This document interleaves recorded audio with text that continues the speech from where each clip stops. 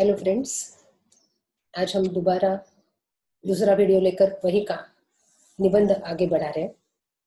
पहले वीडियो में हमने महत्वाकांक्षा और लोभ की कहानी को देखा था। अब उसी कहानी को, यह निबंध है लेकिन उसमें एक छोटी सी कहानी है जिस कहानी के माध्यम से लेखक ने अपने महत्वाकांक्षा और लोभ के अंतर को स्पष्ट करने का एक सुंदर सा प्रयास किया है। अब वही निबंध हम आगे बढ़ते हैं कि उस विषय पर चर्चा लेखक ने की है आगे चलकर कि ये कहानी जो है मछुआ और मछली की, अर्थात उनके माध्यम से लेखक बताना चाहते हैं कि किस तरह से महत्वाकांक्षा लोभ तक परिवर्तित हो जाती है और अति महत्वाकांक्षा किस तरह से हमें कुछ भी नहीं करने देती है या कहीं का नहीं रखती है।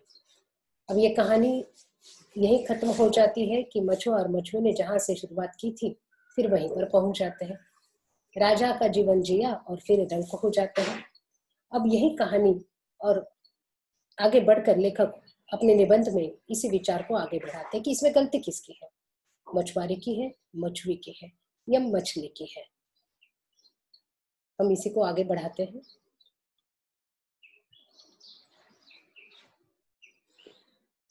अब ये कहानी कोई सच्ची घटना नहीं है, झूठी है, काल्पनिक है, लेकिन इसी के माध्यम से उन्होंने बताना चाहा है लेखक ने कि कभी भी कोई भी इच्छा समाप्त नहीं होती है। मनुष्य का स्वभाव होता है, एक इच्छा पूरी हुई नहीं कि उसकी दूसरी इच्छा उसके सामने हो जाती है, तैयार हो जाती है, क्योंकि मनुष्य अपनी एक इच्छा से तृप्त नहीं होता है और जो इस तरह से तृप्त होते हैं वो साधु कहलाते हैं। लेकिन सामान्य मनुष्य जो होता है उसकी एक इच्छा के बाद दूसरी इच्छा हमेशा तैयार रहती है। आकांक्षाओं का कभी अंत नहीं होता। आकांक्षाएं माने इच्छाएं, इच्छाओं का कभी अंत नहीं होता है। मछुए का भाग्य पूरी तरह से परिवर्तित हो जाता है। इसमें दोष किसके दे? मछुए को दे, मछली को दे या मछुए को दे? बहुत सारे लोग मछुए को दोषी ठहराएंगे, उसकी स्त्री को दोषी ठहराएंगे। लोग कहेंगे कि उसकी स्त्री को संतोष नहीं था, वो जितना मिला उसमें संतुष्ट नहीं थी और उसकी असंतुष्टता ही उसकी दुर्गति का कारण हो गई है। दुर्गति माने दुरावस्था, उसकी ये जो अवस्था यानी राजा से फिर रंक की ओर बढ़ जाना, या जो पहले से झोपड़ी से शुरुआत की थी फिर अंत में उसी झोपड़ी में आकर रहना, ये वहां तक आकर समाप्त हो जाती है। तो ये उसकी जो दुर्गति हुई है उसके लिए कारण कौन है? तो ज्यादातर लोग मछुए को दोषी ठहराएंगे। मछुए ने भी शायद उसी को दोषी ठहराया होगा। अब लेखक का मानना है कि नहीं, ऐसा नहीं होता है। लेखक का कहना है कि मैं उस मछुए को दोषी नहीं ठहराऊंगा। क्यों नहीं ठहराऊंगा? क्योंकि मछुई अपने पहले वाले जीवन में भी संतुष्ट थी, उसे कोई अपेक्षा नहीं थी कि उसके जीवन में कोई परिवर्तन आएगा, लेकिन उसे वो एक मौका मिला जो उसे मछली ने दिया।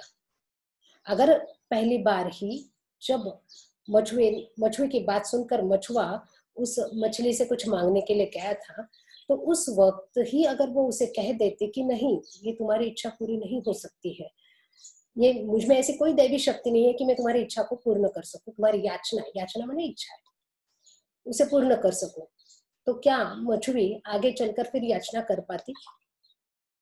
क्या वो फिर अपनी याचना, वो मछुए की स्त्री जो है, ये मछुई जो है, क्या वो आगे चलकर इस तरह की याचनाएं करती? क्योंकि पहले भी तो वो खुश थी अपने जीवन से, उसने तो कभी कुछ मांगा नहीं था।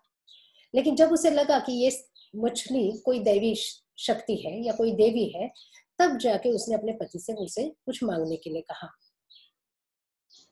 तो तब तो जब मछुए ने उससे मांग करती रही, मछुआ उससे मांग करता रहा मछली से, जैसे कि उसे घर चाहिए, फिर धन चाहिए, फिर राजकीय वैभव चाहिए, तब तक उसकी हर इच्छा को मछली पूर्ण करती रही।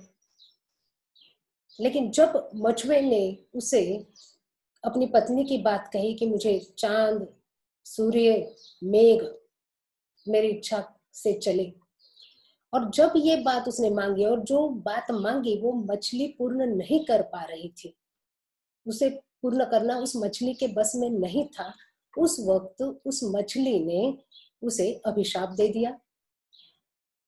एक छठ में उसने राजा से रंक बना दिया। वो एक क्षण के लिए भी उस मछली ने नहीं पूछा कि ये वही मछुआ है जिसने मुझ पर उपकार किया था, मेरी जान बचाई थी। एक वो भूल गई कि ये मछुआ था जिसने उस पर दया की थी, और अगर वो ना होता तो शायद वो मर जाती। तो लेखक का मानना है कि ये मछली की गलती है। वो उसे कह सकती थी कि मैंने तुम्हें अब तक जो कुछ दिया वो बहुत है, वो काफी है, मैं तुम्हारे लिए बहुत कर चुकी हूँ, अब मैं ऐसा कुछ नहीं कर सकती, तुम जाकर अपनी पत्नी को समझाओ। लेकिन नहीं, मछली ने ऐसा नहीं किया। हम जैसे सामान्य लोग यही भूल करते हैं, हम अपने दोष को छुपाते हैं और अपनी गलती को दूसरों पर थोपते हैं। हम अपने दोषों को छुपाकर दोषारोपण करते हैं, दूसरों पर दोष देते हैं। हम हमेशा अपने बारे में सोचते हैं। हम किसी पर उपकार करते हैं तो हम सबको बताते हैं कि मैंने उस पर उपकार किया, लेकिन हमने उस पर उपकार किया तो कभी ना कभी उसने भी तो मेरी सहायता की होगी, ये हम भूल जाते हैं। उसकी सहायता को, उसकी सेवा को हम भूल जाते हैं।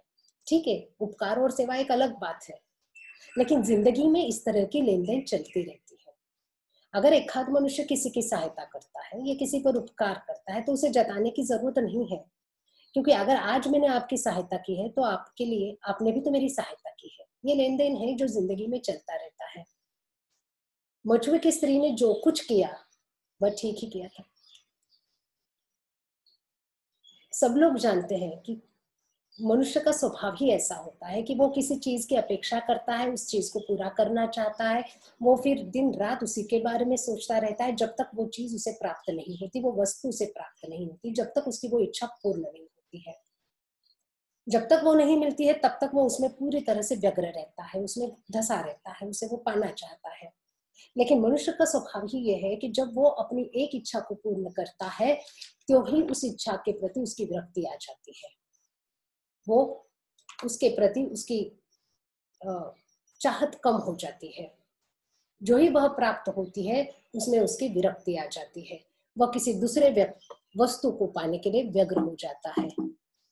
अब यह निबंध हमें इसी बात को लेकर आगे बढ़ाता है कि किस तरह से मछुए ने अपनी इच्छा को मछली के माध्यम से पूरा किया।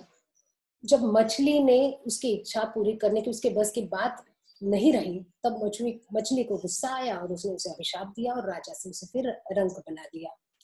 अब यहाँ हम ये कहेंगे कि मनुष्य में इस तरह की भावनाएं होती है कि जब तक उसे मिलता है तब तक वो खुश होता है, जब मिला तो उसके प्रति की उसकी इच्छाएं खत्म हो जाती है और फिर वो दूसरी इच्छा, दूसरी अभिलाषा, दूसरी इच्छा, दूसरी आकांक्षाएं निर्माण होने लगती है। वह जो पहली बार स्थिति में संतुष्ट मछुई थी, लेकिन मछली जिस तरह से उसकी हर इच्छा पूरी करती गई, उसकी यही महत्वाकांक्षा, उसे कुछ पाने की इच्छा अब लोभ में परिवर्तित होने लगी थी, जिसे वो मछली पूरा नहीं कर पाई थी। लेखक यहाँ कहना चाहते हैं कि मछुई जो थी वो एक सामान्य स्त्री थी और उसमें जो मनुष्य के गुण दिखाई देते हैं सहज, वही सब नजर आया। लेकिन मछली सामान्य नहीं थी, वो देवी थी, वो दैवी ताकत थी उसमें, इसलिए वो तो हर इच्छा पूर्ण कर पा रही थी। तो देवत्व और मनुष्यत्व में फर्क होता है। मनुष्य को अपनी कुछ सीमाएं होती है, उसमें स्वार्थ होता है, उसमें महत्वाकांक्षा होती है। लेकिन देवत्व में ऐसा नहीं होता है। देवत्व वह होता है जहाँ त्याग होता है, देवत्व वहां होता है जहाँ प्रेम होता है, देवत्व वहां होता है जहाँ क्षमा होती है, माफी होती है। किंतु उस मछली में वो कहीं नजर नहीं आया। जब तक वो उसे पूरा कर सकती थी, जब तक वो उसकी हर इच्छा पूरा कर सकती थी, वो करती गई। और जब उसे पता चला कि उसने जो इच्छा मांगी है, जैसे कि चांद मेघ उसकी बातों को समझे, उसकी बातों, चांद और मेघ उसकी इच्छा पर चले, ये तो किसी के बस की बात नहीं। और फिर वहां पर वो अपनी क्रोधित हो जाती है, दुष्ट हो जाती है और उसे फिर राजा से रंक बना देती है। तो इसमें गलती किसकी है? इसमें गलती है उस मछली की, क्योंकि वो देवत्व, उसमें देवत्व है। मछली में देवत्व नहीं है, मछुए में देवत्व नहीं है, वो सामान्य मनुष्य है जहां पर लोभ मोह आकांक्षाएं महत्वाकांक्षाएं होती ही है। लेकिन जहाँ प्रेम में, देवत्व में ये सारी है। देवत्व वहां होता है जहां हमें क्षमा करनी आती है, देवत्व वहां होता है जहां हमें त्याग करना आता है, प्रेम होता है, क्षमा होती है, माफी होती है। लेकिन हम देखते हैं कि उस मछली में ना तो प्रेम है, ना त्याग है, ना दया है और न ही क्षमा है। अगर वो होती तो वो उस मछुए को समझाती और उसे माफ करती और उसे समझाती कि तुम अपने पत्नी को जाकर समझाओ, लेकिन उसने ऐसा कुछ नहीं किया। अब कहानी यही खत्म, निबंध यही खत्म होता है, जो हमें सोचने के लिए प्रेरित करता है कि अति से तो अमृत भी जहर हो जाता है। अति महत्वाकांक्षा, अति लालसा, असंतोष, अपने को सर्वशक्तिमान बनाने की हमारी जो इच्छा होती है वो हमें खाई में धकेल देती है। ये मनुष्य का स्वभाव है कि उसकी वो हर इच्छा पूरी हुई कि दूसरी निर्माण हो जाती है, उसकी इच्छाओं का कोई अंत नहीं होता है। मानव मन इसी लोभ जाल में धंसता जाता है और फिर अपना नुकसान कर बैठता है। महत्वाकांक्षा सही काम के लिए हो तो हमें तरक्की की ओर ले जाती है, और वही महत्वाकांक्षा अगर हम किसी गलत चीज तक को अपनाने में लगा देते हैं, वो हमारा लोभ में परिवर्तित होती है और हमें नुकसान पहुंचाती है। मुझे लगता है आपको इस निबंध के माध्यम से समझ में आया होगा कि कोई भी चीज अति नहीं होनी चाहिए, क्योंकि अति से तो अमृत भी जहर बन जाता है। अति महत्वाकांक्षा एक हद तक अच्छी है जो हमें तरक्की की ओर ले जाती है, लेकिन अति महत्वाकांक्षा हमें नुकसान पहुंचाती है। तो याद रखें कि हमें किस तरह से अपने जीवन में महत्वाकांक्षा का उपयोग करना है, जिसे लोभ में परिवर्तित नहीं होने देना है। तो बच्चों, मैं अपेक्षा करती हूँ, उम्मीद करती हूँ कि आपको ये निबंध अच्छा लगा होगा। इसमें से आपने कुछ अपने जीवन में ढालने का आप जरूर आगे चलकर प्रयास करें, तभी जाकर इस तरह की कहानियां, कविताएं, निबंध का उद्देश्य पूरा हो जाता है। मैं चाहती हूँ कि आप घर पर रहें, सुरक्षित रहें, स्वस्थ रहें। ये दिन भी बीत जाएंगे और फिर हम खुली हवा में सांस लेने लगेंगे। फिक्र है, प्यार है, अपनापन है, तो चलो दूरियां बनाते हैं। न तुम आओ घर से बाहर, न हम आते हैं। नए दौर की जरूरत है, चलो इतिहास बनाते हैं। स्वस्थ रहें, सुरक्षित रहें और घर पर रहें।